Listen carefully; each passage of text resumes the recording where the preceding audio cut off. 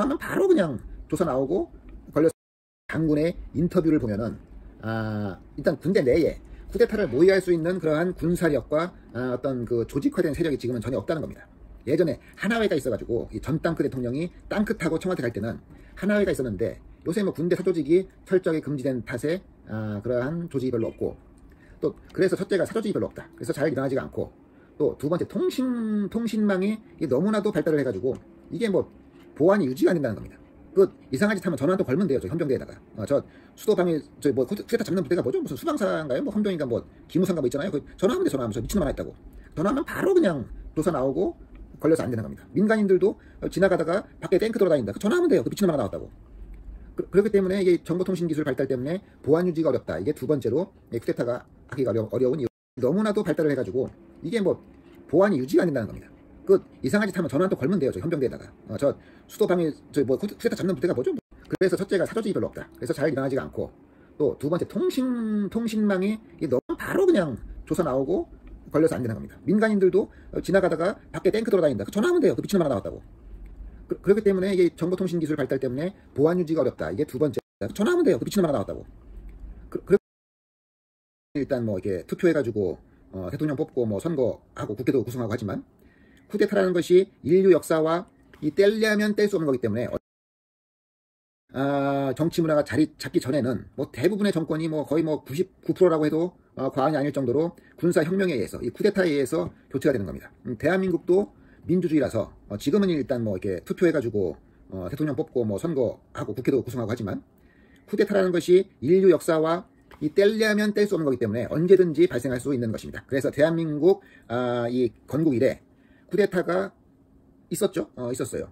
그 5.16 군사혁명, 그 다음에 12.12 저기 전 땅크 대통령 쿠데타, 이게 두 개가 크게 있었는데, 박근혜 대통령 때도 한번 그 탄핵이 부결되면은 친위 쿠데타 형식으로, 그러니까 밑에 이제 장군들이 이렇게 정부를 전복하는 게 아니라 대통령 지휘로서 정부 외의 기관을 전복시키는, 그러니까 자기의 권력을 확대하는 친위 쿠데타를 한번 하려고 한 그런 계획이 있었다 해가지고 그게 또 문제가 됐었습니다.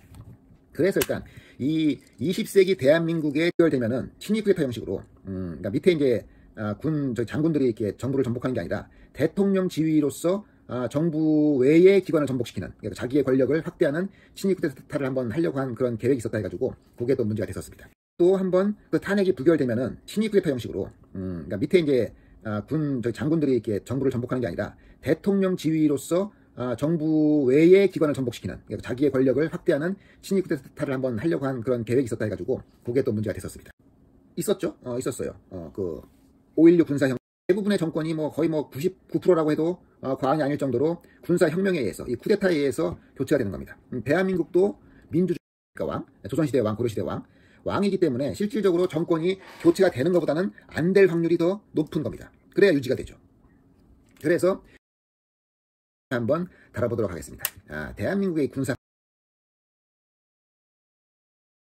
저 태국, 미얀마 이런데 방금 그 며칠 전에도 났죠. 그 아웅산 수지가 그쪽에 이제 뭐 정권을 잡고 있었는데 군부에서 또 엎어버렸지 않습니까? 이번에 뭐 시위하다가 그 국민들 또 총으로 쏴가지고 뭐 당이니까 거기도 안 일어납니다. 그래서 지금은 잘 안 일어나는데 일어나는 데가 있습니다. 이게 어디냐? 저 태국, 미얀마 이런데 방금 그 며칠 전에도 났죠. 그 아웅산 수지가 그쪽에 이제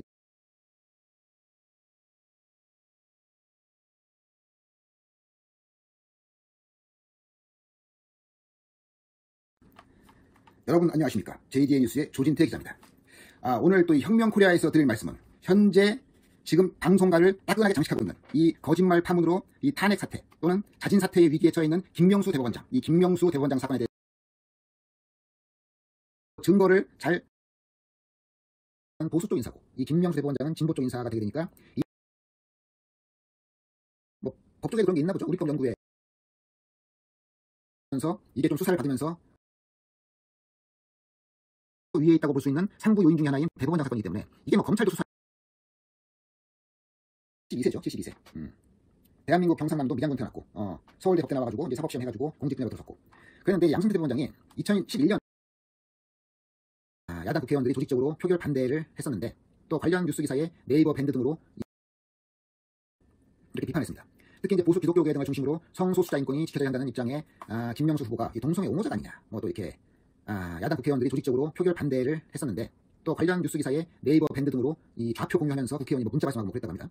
그렇게 인터넷으로 댓글 남기는 또 그런 정치적인 행보도 하고 하여튼 그랬는데 그러한 사건을 다 뚫고 관련 뉴스 기사에 네이버 밴드 등으로 이 좌표 공유하면서 국회의원이 문자 발송하고 그랬다고 합니다.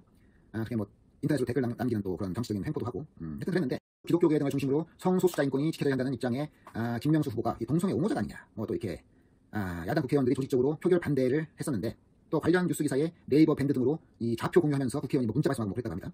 그렇게 인터넷으로 댓글 남기는 또 그런 정치적인 행보도 하고 또 이 좌표 공유하면서 국회의원이 문자 발송하고 그랬다고 합니다. 그렇게 인터넷으로 댓글 남기는 또 그런 정치적인 행보도 하고 그랬다고 합니다. 그렇게 인터넷으로 댓글 남기는 또 그런 정치적인 행보도 하고 그랬다고 합니다. 그렇게 인터넷으로 댓글 남기는 또 그런 정치적인 행보도 하고 그랬다고 합니다. 그렇게 인터넷으로 댓글 남기는 또 그런 정치적인 행보도 하고 하여튼 그랬는데 그러한 사건을 네이버 밴드 등으로 이 좌표 공유하면서 국회의원이 문자 발송하고 그랬다고 합니다.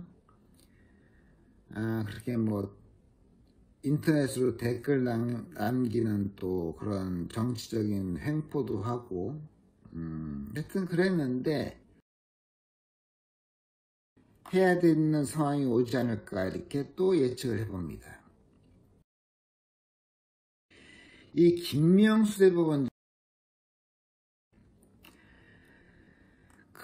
그랬는데 2019년 1월 24일 날 서울중앙지방법원의 명재권 영장전담 부장판사 사법연수원 27기네요. 그 사람이 양승태에 대한 구속영장을 발부를 했습니다. 구속된 거예요. 이제 범죄 혐의가 상당 부분 소명되고 증거인멸에 우려가 있다고 밝혔습니다. 그래서 이게 대법원장을 지낸 법조인이 구속된 사례가 이 양승태 대법원장 사건으로 인해서 대한민국에 처음 있게 된 그런 일이 됐습니다.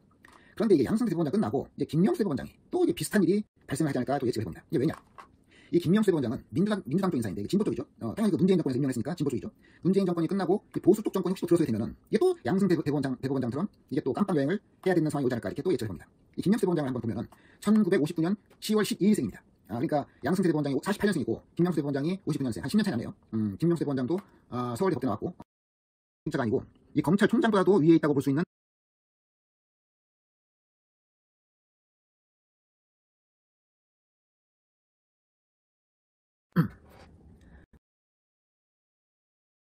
평정을 이끌던 아돌프 히틀러가 자살할 때 이 머리에다가 이렇게 쐈다고 얘기된 총이 요 발터 PPK입니다. 그래서 오늘은 요 발터 PPK를 들고 한번 방송을 해보도록 하겠습니다.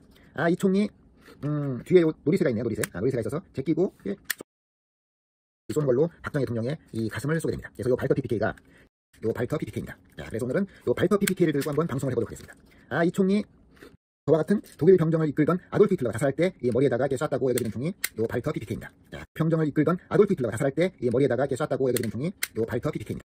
독일 병정을 이끌던 아돌프 히틀러가 자살할 때 이 머리에다가 이렇게 쐈다고 얘기된 총이 요 발터 PPK. 저와 같은 독일 병정을 이끌던 아돌프 히틀러가 자살할 때 이 머리에다가 이렇게 쐈다고 얘기된 총이 요 발터 PPK입니다. 저와 같은 독일 병정을 이끌던 아돌프 히틀러가 자살할 때 이 머리에다가 이렇게 쐈다고 얘기된 총이 요 발터 PPK입니다. 그래서 오늘은 요 발터 PPK를 들고 한번 방송을 해보도록 하겠습니다.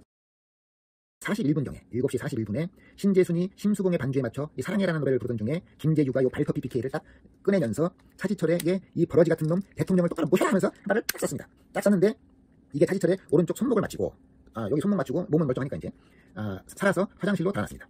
그 후에 박정희의 가슴을 향해서 또 한 발을 또 딱 쏩니다. 근데 요 가슴을 향해서 쏜 거는 실제로 가슴에 맞아가지고 요게 치명상이 됐습니다. 그래서 치명상을 입고 이 박정희가 쓰러지게 됩니다. 그 총소리가 들리면 실패를 하죠. 왜 실패를 하느냐? 이 동원할 수 있는 군대가 없어요. 군대가 그렇단데 다만 이제 군대를 동원해가지고 이렇게 막 서울시를 포위하거나 그런 건 아니고 그 안에서 암살 형식으로 진행된 쿠데타 람보 버지니아 상대 조승이 있었다. 이거는 좀 그 사람이 좀 이렇게 순간적으로 정신이 좀 이상했나? 그렇게 할 수가 있는데 같이 있던 경호원을 다 죽입니다. 그러니까 이 사건도 하나의 대기실에서 대통령 경호부처장 안대성과 경호처장 정인영을 차례로 쏘아 죽였고 중앙정보부장 수행비서 박흥주 역시 이 그 경비원에 있던 경비원과 같이 있던 총 들고 막 혼자서 난도했다. 막 총 들고